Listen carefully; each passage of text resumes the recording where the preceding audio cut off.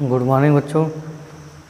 चलिए देखिए कक्षा 8 में हम आज एक वीडियो बनाएंगे। इससे पहले परिमेय संख्या ये सब हमने बता दिया था, ठीक है, पूर्णांक क्या होता है। इसके आगे आज हम बात करेंगे समृद्ध प्रगुण क्या होता है, क्रम विनिमेयता प्रगुण क्या है, सहचार्यता प्रगुण क्या है, मतलब योज्य प्रतिलोम क्या है, गुणात्मक प्रतिलोम क्या है। ठीक है, आज हम इसके बारे में ही बात करेंगे। ठीक, तो और इसके बाद में आपकी एक्सरसाइज पे शुरू होगी। पहले आप इसको समझिए। देखिए समृद्ध प्रगुण का मतलब क्या होता है। इसका मतलब ये होता है कि अगर हम दो परिमेय संख्याओं को जोड़ रहे हैं या घटा रहे हैं या गुणा कर रहे हैं तो योगफल या उनका अंतर या गुणनफल भी एक परिमेय संख्या आ रही है कि नहीं आ रही। यानी परिमेय संख्याओं को जोड़ने पर भी अगर एक परिमेय संख्या आ रही है तो हम ये कह सकते हैं कि समृद्ध प्रगुण वहाँ पे लागू होगा। इसका मतलब जो है परिमेय संख्या से है, समझा गया। किससे है? परिमेय संख्या से। और परिमेय संख्या वो होती हैं जिनको भिन्न के रूप में लिखा जा सकते हैं, मतलब P/Q के रूप में लिखा जा सके। और Q is not equal to 0 ये बताया था, बताते हैं ना कि नहीं, यानी हर जो है 0 के बराबर नहीं होना चाहिए। तो अब ये नियम जो होता है जोड़, घटाना और गुणा, इन पे फॉलो करता है। यानी समृद्ध प्रगुण होता है इन्हीं तीन पर ही लागू हो सकता है, भाग में नहीं हो सकता। क्योंकि भाग में अगर भाग करेंगे पता नहीं क्या आ जाए, परिमेय आएगी कि नहीं आएगी। समझे? समझा गया? समझे कि नहीं? तो जोड़, घटाना और गुणा पर ही लागू होता है। कैसे? अगर मान लीजिए 1/2, ये भी परिमेय संख्या है ना, भिन्न के रूप में लिखी है। अगर इसमें हम कोई एक परिमेय संख्या जोड़ रहे हैं, ठीक है, तब भी हमारी क्या आएगी, देखो हर बराबर है, अंश को जोड़िए, 1 + 5 कितना आ जाएगा, 6/2, 2 3 6 यानी 3, और इसके नीचे 1 मौजूद, तब भी हमारी क्या आ गई, परिमेय संख्या ही आ गई। सुना गया? तो हम ये कह सकते हैं कि इस जोड़ने में भी हमारा समृद्ध नियम लागू होता है। जैसे अगर कोई परिमेय संख्या है, ठीक है, अगर उसमें हम कोई परिमेय संख्या घटा रहे हैं तब भी हमारी क्या आनी चाहिए, परिमेय संख्या ही आनी चाहिए। तो 12 से 3 गया 9/5, ये भी हमारी एक परिमेय संख्या है। अगर हम गुणा करें, क्या करें, गुणा करें, ऊपर के गुणा नीचे गुणा, तब भी हमारी परिमेय संख्या आ रही है। तब भी हम ये कह सकते हैं कि समृद्ध जो प्रगुण है वो इन परिमेय संख्या गुणा करने पे, जोड़ने में या घटाने पर भी हमको एक परिमेय संख्या ही प्राप्त होती है। समझा गया? तो इसमें लिख लीजिए, मैं बोल दे रहा हूँ, हेडिंग डालेंगे हम समृद्ध प्रगुण, लिखेंगे परिमेय संख्याओं योग, व्यवकलन मतलब घटाना और गुणन संक्रियाओं के अंतर्गत समवृद्धि होती हैं, किंतु भाग के अंतर्गत समवृद्धि नहीं होती है। समझा गया?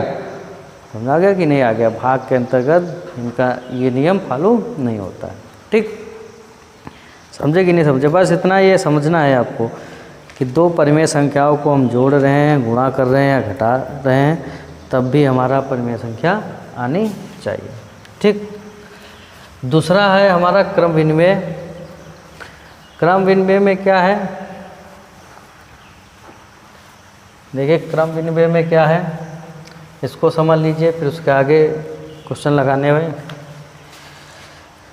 ये जो है जोड़ और गुणा, किस पे, जोड़ और गुणा पे परिमेय संख्याओं, इसमें लिखिए क्रम विनिमयता प्रगुण डालेंगे, दूसरी हेडिंग में बोल दे रहा हूँ। जोड़ और गुणा परिमेय संख्याओं के लिए क्रम विनिमय होते हैं। दो परिमेय संख्याओं के क्रम में परिवर्तन से उनके योगफल अथवा गुणनफल पे कोई भी परिवर्तन नहीं आता है। समझा गया? समझे? नीचे पॉइंट में लिख लीजिए नोट करके। देखिए इसको वीडियो रोक के आप लिख सकते हो। नीचे लिख लीजिए किंतु दो परिमेय संख्याओं के क्रम में परिवर्तन से उनके अंतर तथा भागफल में बदलाव आ जाता है। इसलिए परिमेय संख्याओं के व्यवकलन और भाग क्रम विनिमय नहीं होते हैं।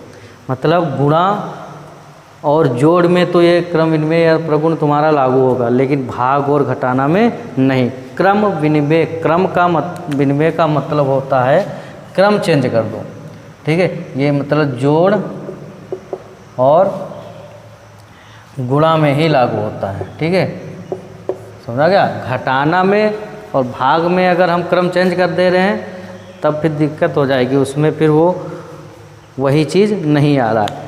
देखिए जोड़ और गुणा क्रम विनिमय का मतलब है, अगर देखिए जैसे 3 + 2 है, इसको हम जोड़ रहे हैं, कितना आ रहा है 5 आ रहा है। अगर हम इनके क्रम चेंज कर दें तो इनके योगफल पर कोई भी अंतर नहीं पड़ता है। 3 + 2 जोड़े थे, अगर हम 2 + 3 जोड़ रहे हैं तब भी हमारा कितना आ जाएगा 5 आएगा, ठीक है। यहाँ पे 3 था हमने 2 कर दिया, यहाँ 2 था हमने 3 कर दिया।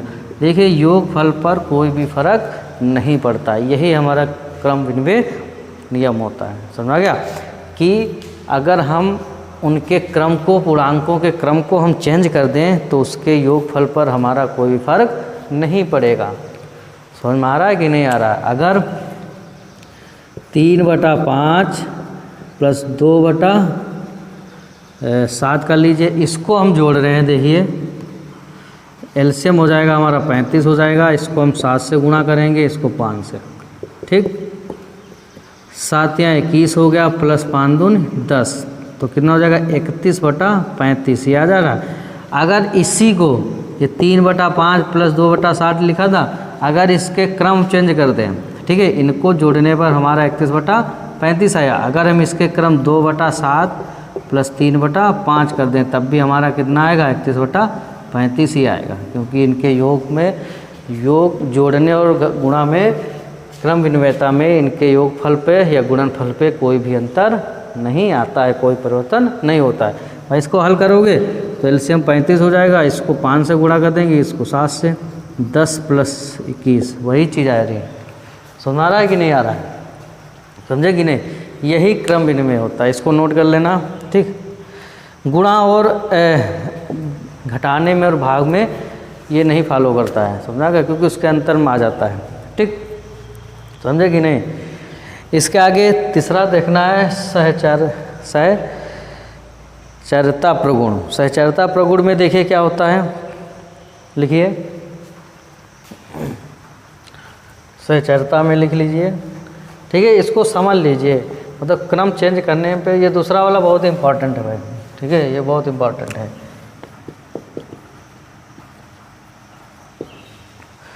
देखिए लिखिए सहचरता वाले में, जोड़ और गुणन परिमेय संख्याओं के लिए सहचारी होते हैं। ये मतलब ये जो नियम है वो जोड़ और गुणनफल, समझ आ गया। देखिए सहचरता कैसे,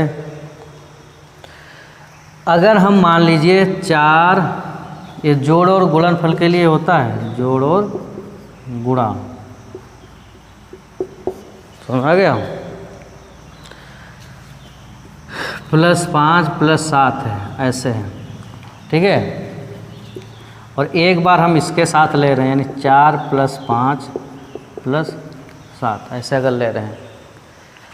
सहचरता मतलब साथ में, अगर इसको एक बार साथ में लेकर हल कर रहे हैं या इसको एक बार साथ में लेकर हल कर रहे हैं, तब इनका जो योगफल आएगा उस पर भी हमारा कोई फर्क नहीं पड़ेगा। समझ आ गया भाई। सबसे पहले तो ब्रैकेट के अंदर की संख्या हल की जाती है। 4 + 7 5 12 हो गया, 9 + 7, ब्रैकेट हटा दीजिए, 4 प्लस कितना हो जाएगा 12 बराबर 9 + 7, ये भी हमारा 16 आ गया और ये भी हमारा 16 आ गया। समझ आ गया। यानी सहचरता में ये होता है कि अगर हम एक को साथ में ले रहे हैं, अगर इनको साथ में ले रहे हैं और ये 3 पद लिखें, इसको एक बार साथ में ले लिया, इसको एक बार साथ में ले लिया, तो उसके योगफल पे कोई भी अंतर नहीं आता। समझा गया। ये गुणा में और जोड़ में ये नियम फॉलो होता है, ठीक है। समझ आ रहा है कि नहीं आ रहा है। तो ये हमारा हो गया सहचरता। आगे योज्य प्रतिलोम क्या होता है, योज्य प्रतिलोम देख लीजिए। ठीक है, योज्य प्रतिलोम में लिख लीजिए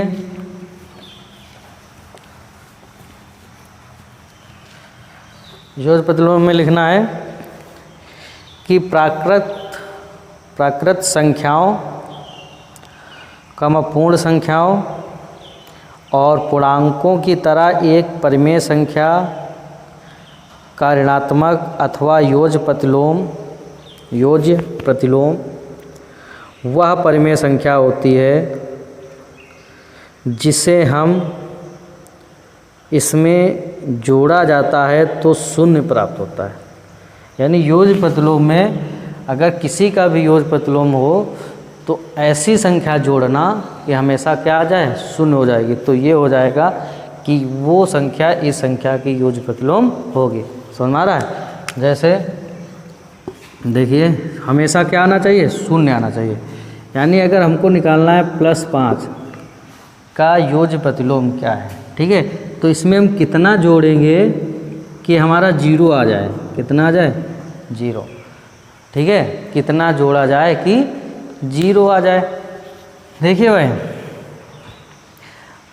अगर आपने कक्षा 6-7 में पढ़ा होगा, आपको बताया गया होगा कि चिन्हों का भी यहाँ पर ही खेल है। ठीक है, आगे आगे जैसे बढ़ते जाओगे सब चिन्हों का ही खेल होगा। चिन्हों में जोड़ने के नियम, घटाने के नियम, गुणे का नियम सब अलग होते हैं। समझ आ गया? अभी मैं एक बार बता दूंगा, क्योंकि ये बता देंगे उसके बाद वो भी बता देंगे। ठीक है, +5 में अगर हम -5 जोड़ दें तब हमारा कितना आ जाएगा? 0 आ जाएगा। समझ आ गया? तो +5 का योज्य प्रतिलोम हमारा क्या होगा? -5। ठीक है, ऐसे कह सकते हैं या ऐसे कह दिया करो, बस चिन्ह चेंज कर दो। -3/7 का योज्य प्रतिलोम हो जाएगा 3/7। समझ आ गया? क्योंकि अगर इसको हम जोड़ेंगे प्लस माइनस कट जाएंगे, कितना आ जाएगा? 0 आ जाएगा। समझे? ठीक है, इस टाइप से समझो या चिन्ह चेंज कर दो। ठीक, इसके आगे देखिए गुणात्मक प्रतिलोम। गुणात्मक प्रतिलोम क्या होता है, या व्युत्क्रम इसको भी कहते हैं, उल्टा। ठीक है, इसका उल्टा कर दो। क्या कर दो? उल्टा। ठीक है, लिखो, इसमें लिख लो, हेडिंग डाल के ये लिख लीजिए, प्राकृत संख्याओं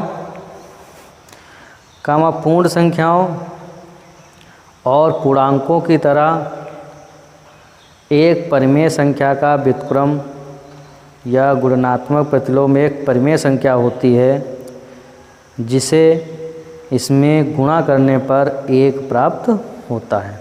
भाई इसमें जोड़ने पर 0 आना चाहिए था और इसमें गुणा करने पर कितना आना चाहिए? 1 आना चाहिए। समझ आ गया? ठीक है, तो देखिए